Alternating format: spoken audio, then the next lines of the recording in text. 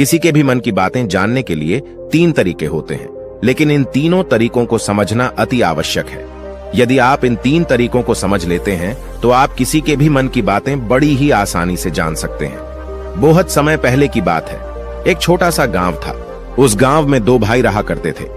बड़ा भाई अंधा था और इसलिए वह हमेशा घर पर ही बैठा रहता था और छोटा भाई खेती किया करता था।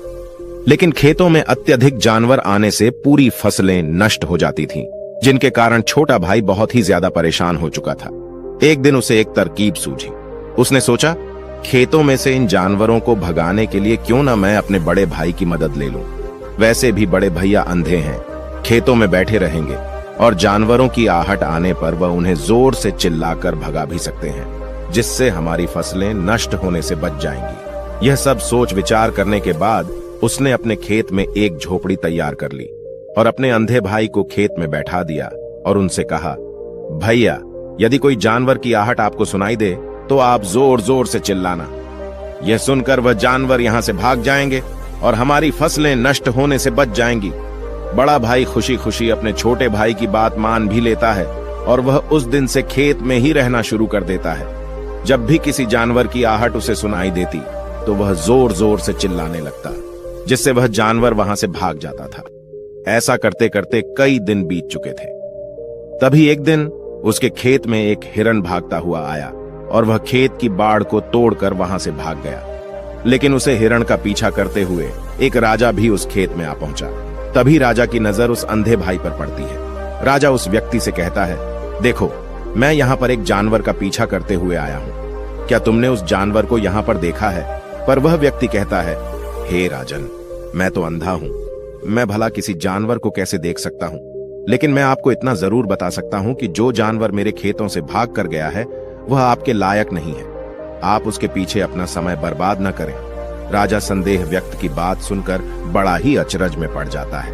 वह सोचने लग जाता है कि यह तो अंधा है, फिर इसे कैसे पता चल गया कि जिस हिरण की तलाश कर रहा हूं वह मेरे लायक नहीं है। तभी राजा उस अंधे व्यक्ति से कहता है, कहीं तुम मुझसे झूठ तो नहीं बोल रहे हो कि तुम अंधे हो और तुम्हें कैसे पता कि जो जानवर यहां से भागा है वह मेरे लायक ही नहीं है। इस पर वह अंधा व्यक्ति कहता है कि यह राजन, जिसे आप एक हिरण समझ रहे हैं, असल में वह एक हिरण नहीं है बल्कि एक मादा हिरण है और वह गर्भवती भी है। और जहां तक मुझे ध्यात है, मैंने कभी किसी राजा को किसी गर्भवती हिरण का शिकार करते हुए नहीं सुना है। और इसी कारण से मैं आपसे यह कह रहा हूं कि यह हिरण आपके लायक नहीं है। आप उसके पीछे अपना समय व्यर्थ न करें। यह सुनकर राजा और भी अचरज में पड़ गया कि अंधा आदमी कैसे जान सकता है कि वह हिरण गर्भवती है।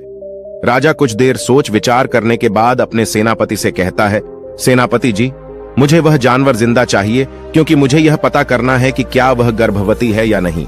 क्योंकि यह अंधा आदमी बहुत विश्वास के साथ कह रहा है और मुझे इस बात की पुष्टि है। यदि वह हिरणी हुई और गर्भवती भी हुई तो वह हमारे शिकार के लायक नहीं है, क्योंकि हम तो एक हिरण का पीछा कर रहे थे। इसलिए जाओ और पता करो, क्या वह हिरणी है? सेनापति राजा से आज्ञा लेकर आगे की ओर चला गया और कुछ देर बाद जब वह वापस लौटा तो वह राजा से कहता है, हे राजन, इस अंधे आदमी ने आपसे जो भी बातें कही थी वह बिल्कुल सही थी। वह एक हिरणी ही है और वह गर्भवती भी है। यह सुनकर राजा आश्चर्यचकित हो गया। वह सोचने लगा कि एक अंधा आदमी जो कभी देख नहीं सकता, वह यह कैसे जान सकता है? आखिर इसे कैसे पता चल गया? ऐसे कई सारे प्रश्न राजा के मन में उमड़ने लगे। अब राजा ने ठान लिया था कि मुझे इस बात की तह तक पहुंचना है कि आखिर यह अंदाज में कैसे जानता है कि वह जानवर गर्भवती है।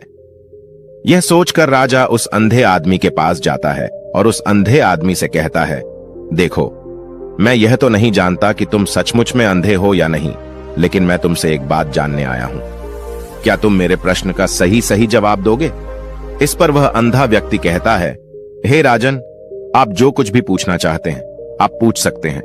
मैं आपको बिल्कुल सच सच जवाब दूंगा। इस पर राजा कहता है, देखो, एक तो तुम कहते हो कि तुम अंधे हो और दूसरी तरफ तुमने यह बता दिया कि जिस जानवर का पीछा कर रहा हूं वह एक हिरणी है और वह गर्भवती भी है। तुम्हें कैसे पता चल गया? तुम्हारे खेत में तो और भी जानवर आते होंगे, और भी तो जानवर यहां से गुजरते होंगे, फिर तुमने यह कैसे अंदाजा लगाया? तभी वह अंधा व्यक्ति राजा से कहता है, हे राजन, आप जिसका पीछा कर रहे थे वह जब मेरे खेत में आई तो उसकी रफ्तार और उसके भागने की आहट से मुझे यह एहसास हो चुका था कि वह एक हिरणी है और मेरे खेत की जो बाड़ है, जो जानवरों को रोकने के लिए खेत के चारों तरफ बनी है, वह बहुत छोटी है, उसकी ऊंचाई ज्यादा नहीं है, लेकिन वह जानवर इस बात को तोड़कर भागे। और यदि वह इस बात को छलांग लगाकर पार करने का प्रयास करती तो इससे उसके बच्चे को खतरा हो जाता, और इसी बात से मैंने यह पता लगा लिया कि वह गर्भवती है। इस पर राजा के मन में एक और प्रश्न उठा। राजा ने कहा कि तुम्हें कैसे पता चल गया कि वह एक हिरणी ही है, और भी 2 जानवर यहां से आते जाते होंगे। इस पर वह अंधा व्यक्ति कहता है, राजन, मैं पूरा दिन सुबह शाम यहीं पर बैठा रहता हूं और मेरे सुनने की शक्ति बहुत तेज है। मैं भांप सकता हूं कि कौन सा जानवर मेरे खेत में आया है, और उसी के आधार पर मैं जोर जोर से चिल्लाता हूं ताकि वह मेरे खेत से भाग जाए और मेरे खेत की फसलें नष्ट होने से बच जाएं। राजा उस अंधे आदमी का यह जवाब सुनकर पूरी तरह से संतुष्ट हो चुका था। वह मन ही मन सोच रहा था कि आदमी भले ही अंधा है, लेकिन यह तो बड़ा ज्ञानी मालूम पड़ता है। इस आदमी से कुछ न कुछ तो काम निकलवाना ही चाहिए। यह विचार लिए राजा वहां से वापस अपने महल की ओर लौट जाता है। कुछ दिनों के बाद राजा अपने सेनापति को आदेश देता है कि जाओ और उस अंधे व्यक्ति को महल लेकर आओ। सेनापति अपने राजा की आज्ञा का पालन करता है। वह तुरंत ही उस अंधे आदमी के पास पहुंचता है और उस अंधे आदमी को राजमहल चलने के लिए कहता है। अंधा व्यक्ति बड़ा ही चालाक था। वह समझ चुका था कि राजा जरूर मुझे कुछ न कुछ काम सौंपने वाले हैं और वह काम मुझे मुसीबत में डाल सकता है, लेकिन फिर भी वह सेनापति की बात मान ली और सेनापति के साथ राजमहल पहुंच गया। राजमहल पहुंचते ही राजा उस अंधे व्यक्ति से कहता है, आप तो बड़े ज्ञानी हैं, आपको किसी भी बात का पता बड़ी आसानी से चल जाता है। आज मैंने आपको यहां इसलिए बुलाया है क्योंकि मैं आपसे यह जानना चाहता हूं कि मेरी पत्नी पतिव्रता है या नहीं। इस पर वह अंधा व्यक्ति कहता है, हे राजन, यह कैसा प्रश्न हुआ। इस पर राजा कहता है, मैंने बिल्कुल उचित प्रश्न किया है, मुझे इस प्रश्न का उत्तर दीजिए। इस पर वह अंधा व्यक्ति कहता है, हे राजन, ये सारी बातें जाने दीजिए। आपकी शादी को इतने साल बीत चुके हैं और अब आप यह बात क्यों जानना चाहते हैं? आपके मन में ऐसे प्रश्न क्यों उठ रहे हैं? इस पर राजा जिद करते हुए कहता है, आपको मुझे इस प्रश्न का उत्तर जरूर देना होगा। यदि आप मुझे इस प्रश्न का उत्तर नहीं देंगे तो मैं आपको मृत्यु दंड दे दूंगा। राजा के मुंह से यह बात सुनकर वह अंधा व्यक्ति कहता है राजन, यदि आप इस प्रश्न का उत्तर जानना चाहते हैं तो इसके लिए आपको मेरा एक काम करना होगा। राजा कहता है, बोलो मुझे क्या काम करना होगा? इस पर वह कहता है, इसके लिए आपको अपनी पत्नी को मेरे साथ कमरे में अकेले छोड़ना होगा।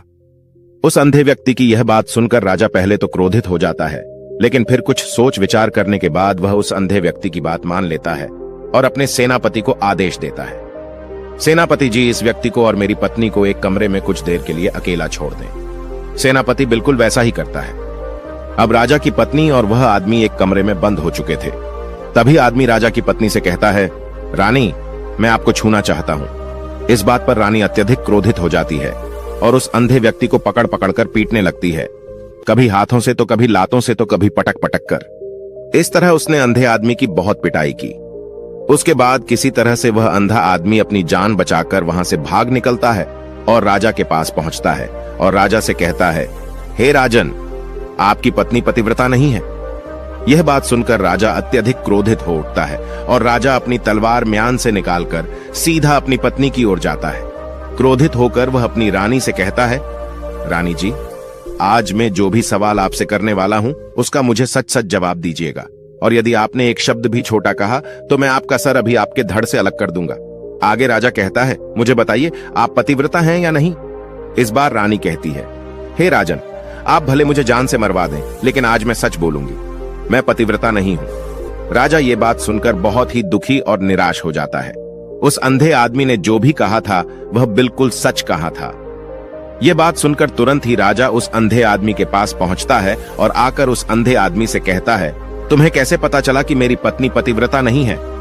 अंधा आदमी कहता है, हे राजन, बड़ी सीधी सी बात है, मैंने तो आपकी पत्नी से बस इतना ही कहा था कि मुझे आपको छूना है। और इस बात पर वह इतना क्रोधित उठी कि उन्होंने गुस्से में आकर मुझे लात घूंसों से पीटना शुरू कर, और भला कोई औरत किसी और मर्द को कैसे छू सकती है? लेकिन उन्होंने न आव देखा न ताव, बस लात घूंसों से मुझ पर बरसना शुरू कर दी। और एक पतिव्रता नारी कभी भी पराये मर्द को नहीं छूती। जब मैंने उनसे छूने के लिए कहा था तो वह उस वक्त मुझे मना कर सकती थी, लेकिन उन्होंने तो मुझे पीटना शुरू कर दिया और देखते ही देखते उन्होंने मेरे पूरे शरीर को छू लिया। अब आप ही बताइए, ऐसी स्त्री भला पतिव्रता कैसे हो सकती है? इस बात पर राजा कहता है, तुम तो बड़े ज्ञानी मालूम पड़ते हो, तुम्हारी बात बिल्कुल सही है। चलो तुम मेरे एक और प्रश्न का जवाब दो। तुमने मुझे इस प्रश्न का सही जवाब दे दिया तो मैं तुम्हें यहां से जाने दूंगा। राजा उस अंधे आदमी से कहता है कि तुम मुझे बताओ, क्या मैं सच में अपने पिताजी का ही बेटा हूं या फिर किसी और का? इस पर अंधा आदमी कहता है, हे राजन, इस बात से आपको क्या लेना देना, आप किसी की भी औलाद हो। आखिर आप इस राज्य के राजा ही, इसलिए इस प्रश्न को जाने दीजिए। राजा कहता है, नहीं नहीं, मुझे इस प्रश्न का सही जवाब चाहिए, अन्यथा यह प्रश्न मुझे बहुत परेशान करता रहेगा, इसलिए मैं इसका सही सही जवाब आपसे जानना चाहता हूं। यदि तुम इसका सही सही जवाब दे देते हो तो तुम यहां से जा सकते हो। इस पर वह आदमी कहता है, इसके लिए तो मुझे आपकी मां के पास भी जाने की आवश्यकता नहीं है। मैं आपको अभी भी यह बता सकता हूं कि आप किसकी औलाद हैं, लेकिन उससे पहले मैं चाहता हूं कि आप मुझसे वादा करें कि आप मुझ पर क्रोध नहीं करेंगे। राजा ने कहा, मैं तुमसे वादा करता हूं, मैं तुम पर क्रोध नहीं करूंगा। उसके बाद वह अंधा आदमी राजा से कहता है, राजन राजन, आप तो अपने ही पिता के पुत्र, लेकिन आप पर एक कंजूस सेठ की छाया पड़ी हुई है। यह सुनकर राजा बहुत ही क्रोधित हो उठा और वह तुरंत तलवार निकालकर अपनी मां के पास पहुंच जाता है। वहां पर पहुंचने के बाद अपनी मां से कहता है, मां मुझे सच सच बताइए, क्या मैं अपने ही पिता का पुत्र हूं या नहीं? यदि आपने मुझे सही सही नहीं बताया तो मैं यहीं पर प्राण त्याग दूंगा। मुझे बताओ क्या सच है? इस पर उस राजा की मां कहती है, बेटा तू है तो अपने ही पिता का पुत्र, लेकिन तुम्हारे ऊपर एक कंजूस सेठ की छाया पड़ी हुई है। जब मैं एक बार नहाने के बाद अपना मुंह आईने में देख रही थी, तभी उस कांच के पीछे मुझे एक कंजूस सेठ नजर आता है और उसी की छाया तुम पर पड़ चुकी है। यह सुनते ही राजा और भी ज्यादा अचरज में पड़ जाता है और वह तुरंत दौड़ा दौड़ा वापस उस अंधे आदमी के पास पहुंचता है और उस अंधे आदमी से कहता है, तुम्हें कैसे पता चला कि मुझ पर एक कंजूस सेठ की छाया पड़ी हुई है? इस पर अंधा आदमी कहता है, राजन, आपने मुझसे कई सारे सवाल पूछे जिनका जवाब भी मैंने आपको सही से दिया। यदि कोई और राजा होता तो मुझे उसके बदले ढेर सारे इनाम दिया होता, लेकिन अब तक आपने मुझे एक फूटी कौड़ी भी नहीं दी। इस बात से मैंने अंदाजा लगा लिया था कि आप बहुत कंजूस हैं। यह बात सुनकर राजा जोर जोर से हंसने लगा और कहता है कि आप जो भी मांगे तो मैं आपको अवश्य दूंगा, लेकिन मुझे यह बात बताओ कि तुम्हें कैसे पता चल जाता है कि कौन सी बात सही है और कौन सी बात गलत? तुम किसी की बात का इतना सटीक और सही जवाब कैसे दे पाते हो? इस पर वह अंदाज में कहता है कि हे राजन, मैं तो वैसे ही अंधा हूं। मेरी आंखें होती तो मैं किसी की भी मन की बातें बड़ी सरलता से जान लेता। मन की भी एक भाषा होती है और यह भाषा मनुष्य के शरीर के व्यवहार के रूप में देखी जा सकती है। उसकी आंखों से, उसके होठों से, उसकी दान करने के तरीकों से, उसकी क्रियाओं से यह पता किया जा सकता है कि उसके मन में क्या चल रहा है।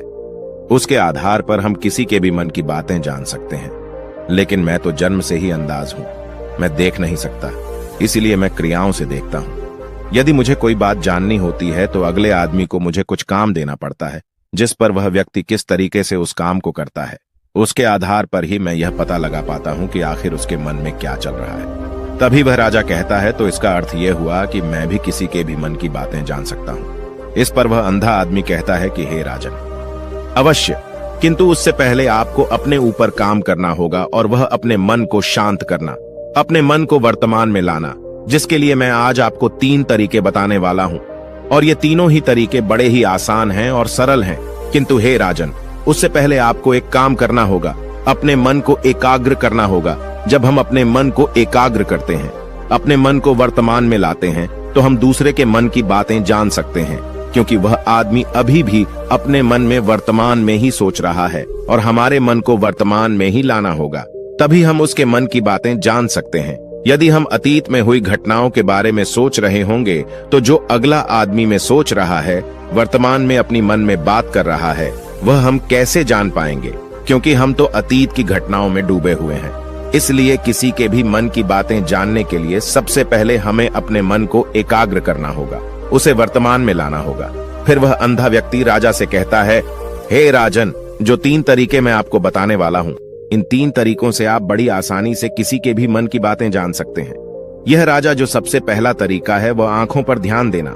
किसी व्यक्ति से बात करते हुए उसकी आंखों में देखना, उसकी आंखों पर ध्यान देना ज्यादा जरूरी है, क्योंकि आंखें बोलती नहीं और बहुत कुछ कह जाती हैं। यदि हम किसी व्यक्ति की आंखों को, इशारों को समझना सीख जाएं, तो हम यह जान पाएंगे कि व्यक्ति के दिमाग में क्या चल रहा है, वह क्या सोच रहा है और अभी वह क्या करने वाला है।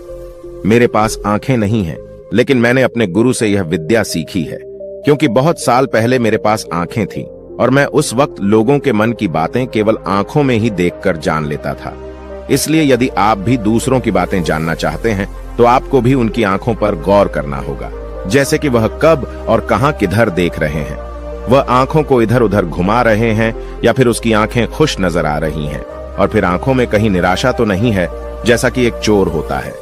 उसकी आंखों में जब हम देखते हैं तो हमें यह पता चलता है कि अगला आदमी ने कोई गलती की है। ठीक उसी प्रकार जब हम किसी चालाक व्यक्ति की आंखों में देखते हैं तो आपको पता चलेगा कि उसकी आंखों में चालाकी होती है। यह एक बहुत ही सीधा और आसान तरीका होता है। यदि आपको यह पता लगाना है कि सामने वाला व्यक्ति आपसे झूठ कह रहा है या फिर सच कह रहा है, तो आपको उसकी आंखों में ध्यान देना अति आवश्यक होता है। यदि आपसे बात करते वह व्यक्ति अपनी आंखें इधर उधर घुमा रहा है या ऊपर नीचे, इधर उधर दाएं बाएं रहा है, तो इसका अर्थ यह हुआ कि वह इस बात से निकलने का कोई रास्ता ढूंढ रहा है, वह कोई झूठ बना रहा है। यदि सामने वाला व्यक्ति आपसे झूठ कहने का प्रयास कर रहा है तो वह आपसे नजर नहीं मिला पाएगा। ठीक उसी प्रकार दूसरे तरीके में हम चेहरे को पढ़ना सीखते हैं, क्योंकि चेहरे के हाव भाव होते हैं जिससे हम मन की बातें बड़ी आसानी से समझ सकते हैं, और इन्हें भी समझना बहुत जरूरी है। कभी कभी कोई व्यक्ति अपने चेहरे से, अपने हाव भाव से बहुत कुछ अलग अलग व्यवहार करता है। यदि आप किसी व्यक्ति के चेहरे में गौर करेंगे तो आप आसानी से समझ पाएंगे कि व्यक्ति निराश है या बहुत उदास है, या फिर वह बहुत खुश है, या फिर उसे कोई बड़ा दुख है तो अपने अंदर क्या महसूस कर रहा है। ये सारी बातें हम उसके चेहरे के हाव भाव से पता कर सकती हैं। फिर चाहे इंसान जुबान से कुछ बोले या फिर न बोले, लेकिन आप उसके चेहरे से सब कुछ पता कर सकते हैं। आगे अंधा व्यक्ति राजा से तीसरा तरीका बताते हुए कहता है कि हाथों के शरीर का व्यवहार, मन की बात समझने के लिए हमें हाथ के इशारे और शरीर के व्यवहार को समझना बहुत ही आवश्यक है। कोई व्यक्ति जब भी बात करता है, जो आपने देखा होगा कि वो अपने हाथों को हिलाता है, अपने हाथों से इशारा करता रहता है। वह बातों के साथ साथ अपने शरीर का जो व्यवहार है उसका भी पूरा उपयोग करता है, जिससे हमें यह पता चल पाता है कि वह व्यक्ति हमारी बातों पर कितना ध्यान दे रहा है और उसके मन में क्या चल रहा है। शरीर के व्यवहार को देखने के लिए उसके हाथ हिलाने के चेहरे पर बार बार हाथ लगाने और हाथों को एक दूसरे पर मसलना, ऐसी बहुत सी क्रियाएं करता है। उस पर हमें ध्यान देना अति आवश्यक है। मन की बात को समझने के लिए हमें शरीर के विज्ञान को भी समझना पड़ता है। यदि हम इन 3 तरीकों को अच्छी तरह से समझ लेते हैं तो हम बहुत जल्दी किसी भी व्यक्ति के मन की बातें बड़ी सरलता और सहजता से जान सकते हैं।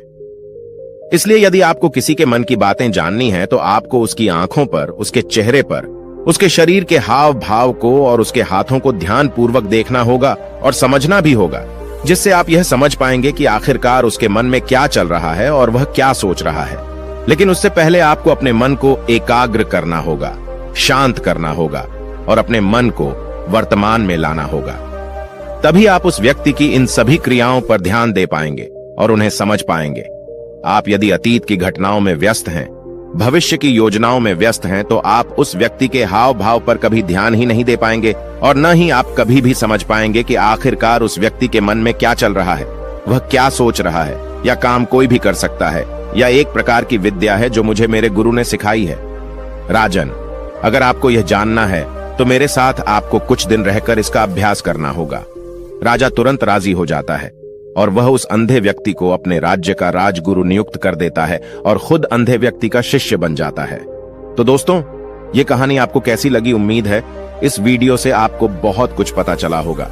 और अगर आप नए हैं तो हमसे जुड़ने के लिए इस चैनल को सब्सक्राइब करना मत भूलिएगा। मिलते हैं अगली वीडियो में कुछ नए विचारों के साथ। तब तक के लिए आपका बहुत बहुत धन्यवाद।